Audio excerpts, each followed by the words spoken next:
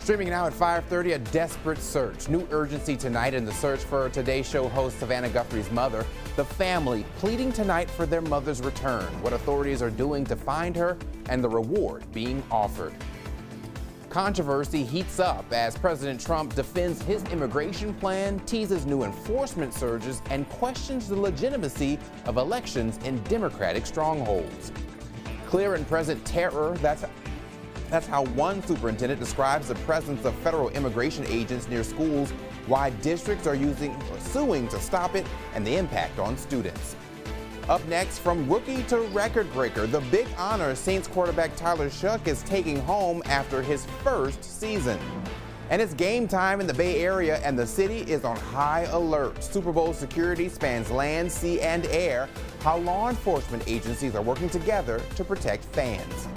The fun, the music, the parades. Carnival season hits full speed this weekend. The cruise ready to roll.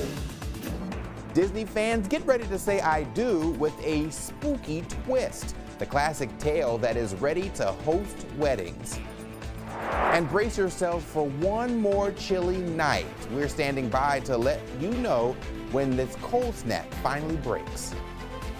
You're watching WAFB's streaming newscast, live and local, with Dion Guillory. This is 9 News at 5:30. We start streaming tonight at 5:30 with the latest developments in the Nancy Guthrie case. Authorities in Arizona giving an update in just the last couple of hours in the search for the 84-year-old mother of Today Show co-host Savannah Guthrie. She hasn't been seen or heard from in 5 days. The news conference coming the day after Savannah Guthrie and her siblings posted an emotional video pleading for their mother's safe return. Andres Gutierrez starts us off tonight. The Pima County Sheriff's Department said Thursday they believe Savannah Guthrie's mother is still out there as they continue to investigate her disappearance. We have not identified a suspect or a person of interest in this case. Authorities shared a timeline showing the window when they believe 84-year-old Nancy Guthrie was abducted from her home in Tucson after she was dropped off Saturday night. The blood on the porch, that was one we did. It came back to Nancy. We want to hear from you, and we are ready to listen. In an emotional video released Wednesday, the Today Show co-host and her siblings pleaded directly with whoever may be holding their mother and acknowledged the reported ransom letter. We need to know, without a doubt, that she is alive and that you have her. The FBI says there has been no response so far from the video the children put out. There has been no proof of life, and there was no other demands within that letter. So they're still waiting for communication. Savannah is very smart. She's going to do what she needs to do to get her mother back. Savannah Guthrie's friend Sally Shamrell helped organize last night's vigil. I just want that very, very, very precious woman back in her children's arms. The FBI announced a $50,000 reward for information leading to Nancy Guthrie's recovery and an arrest in the case. Andres Gutierrez, CBS News, Tucson, Arizona.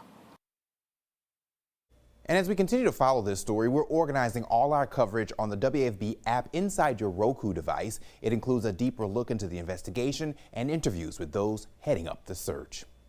Tonight, Louisiana's Attorney General's office saying it plans to sue New York and California for allowing doctors in their states to mail abortion pills to people in Louisiana. In a statement, Attorney General Liz Murrill says the governors of New York and California are not above the Constitution. She cites constitutional provisions like the extradition clause and the full faith clause as reasons why. She says they mandate states respect the laws of every other state and send people charged with felonies to said state to face trial. As of now, there's no specific timeline as to when the suits will be filed. Well, a beautiful day with a touch of cold, but what's coming next? Jeff Morrow standing by with a look at your forecast. Jeff. We've been talking about a warming trend to end the week, but don't get rid of the jackets just yet. We still got another cold morning start tomorrow with temperatures dipping down into the 30s for many spots, but we're at least closer to where we should be for this time of year with that average low being 44. We'll see the morning temperature in the upper 30s here in Baton Rouge. So yeah, the kiddos will want the jacket early on in the day, but switching over probably to the short sleeves by the time we get towards the afternoon. Now you'll notice that 39-degree temperature probably prior to 5 a.m. and then you'll notice low 70s 70s as we head towards the afternoon. Plenty of sunshine in the forecast for Friday, so don't forget the sunglasses as well. So again, we're kind of in the midst of a warming trend and may actually get stalled out a little bit over the weekend as we get a little bit of a clipping of some colder air. That'll drop temperatures back down into the upper 30s by the time we get towards Sunday, but then it is a steady warming trend as we head into the following week. We'll talk about trends in terms of temperatures as well as rain chances all coming up in just a few minutes, Dion. All right, Jeff, thanks. In other news tonight, President Donald Trump is defending his administration amid criticisms of tactics around immigration and voting.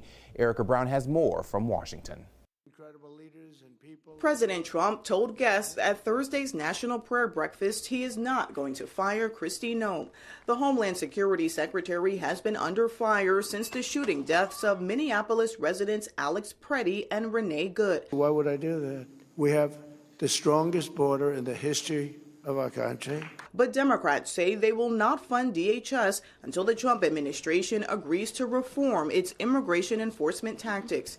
Not one more penny for ICE until we get some restraints in place. Reflecting on Minneapolis, the president told NBC News his administration could use a softer touch, but said they still have to be tough. I'm not happy with what happened there. Nobody could be happy, and ICE wasn't happy either.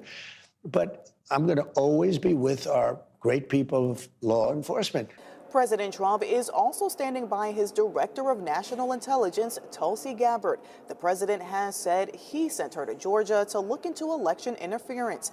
Now he says it was Attorney General Pam Bondi who wanted her there. They say, why is she doing it? Right, Pam? Why is she doing it? Because Pam wanted her to do it. And you know why? Because she's smart. Gabbard was on hand as the FBI raided the Fulton County Election Center, seizing voting records related to the 2020 election. What the heck's going on here? You know, she is foreign intelligence, not domestic. Criminal investigations. Trump, who insists he won the 2020 election despite losing court battles asserting that claim, now says Russia or China may have interfered. Erica Brown, CBS News, Washington. Well, the Trump administration is moving forward with plans to change how 50,000 federal employees are classified. It allows agencies to shift senior staffers involved in policy into a new category, making them at-will employees who are easier to fire. The administration says this will let them quickly remove staffers who perform poorly, engage in misconduct, or obstruct presidential directives. Some unions and advocacy groups say they plan to sue over the new rule. The U.S. and Russia are agreeing to reestablish a military-to-military dialogue once talks with Ukraine are over. It comes as the last nuclear treaty between the U.S. and Russia is set to expire today, which would mean the countries would no longer have limitations on their nuclear arsenals. President Trump is calling for a treaty that includes the U.S., Russia, and China. The New Orleans police superintendent says the information that ICE is sharing with the public about an NOPD recruit it apprehended having a gun is wrong. Chief Ann Kirkpatrick refuting that statement. Their information is wrong, and so he was never issued a gun. And I want to emphasize something. We cleared him or submitted his name through ICE data system called E-Verify. It is ICE's data system and Social Security that gave us the approval to hire him. Larry Tima was picked up January 28th with ICE. Deputies claim this was due to him not having a valid work authorization. According to ICE, Tima entered the U.S. legally from Cameroon in 2015 on a visitor visa. In 2016, he was granted conditional residency after marrying a U.S. citizen. However, his application for permanent residency was denied in 2022 due to fraud. Chief Kirkpatrick also saying that she confirmed with ICE that Tima was deported, but not for a criminal situation. The preschooler became the face of how the controversial crackdown impacts children. 5-year-old Liam Ramos and his dad are back in Minnesota after being sent to an ICE facility in Texas. Federal agents had detained the pair as the boy made his way home from school. Today, a group of educators sued to stop ICE activity like that from happening again. Caroline Cummings explains why school leaders say they must take this step. This is clear and present terror. That's Fridley Public Schools Superintendent Brenda Lewis describing what she says she's seeing from federal immigration agents on or around school property, including elementary schools. Attendance in the district has dropped nearly 1/3 since the surge began. We had a mother that arrived with her child who is legally in the United States, who was terrified and was followed by 2 ICE vehicles for no apparent reason. Her district and Duluth Public Schools, along with Education Minnesota, the largest teachers union, are suing to stop ICE activity like this at schools. They argue that the Department of Homeland Security didn't follow proper procedure under the law when last year it abruptly rescinded a previous policy designating schools as protected areas where immigration enforcement should be limited to very narrow circumstances. A student in my AP World History class then arrived late to school, only to let me know he had been pulled over by ICE on his way to school and was going to spend the class period in the office with the counselors. Today, this student had his head down all of class. Fear for himself and his family have made him unable to learn. The lawsuit cites more than a dozen instances across several districts where federal agents were spotted in school parking lots and near bus stops and along bus routes. Fridley and Duluth school leaders say there is fear of retaliation, keeping other concerned districts from joining the lawsuit too. And they're afraid of retribution because that's the playbook these days. They're afraid that federal funding will be taken away, or that there will be false allegations or investigations that are meant just to stop this type of thing. Caroline Cummings, WCCO News. In Los Angeles, hundreds of students from many schools across the district walked out of class. It was a protest against continuing immigration enforcement actions. The students got together outside LA City Hall, delivering their message of ICE out. The demonstration was peaceful. The Supreme Court is clearing the way for California to use a new voting map Republicans have been fighting against. The court, siding with the state, California's map, which benefits Democrats, comes after redistricting in Texas that benefits Republicans.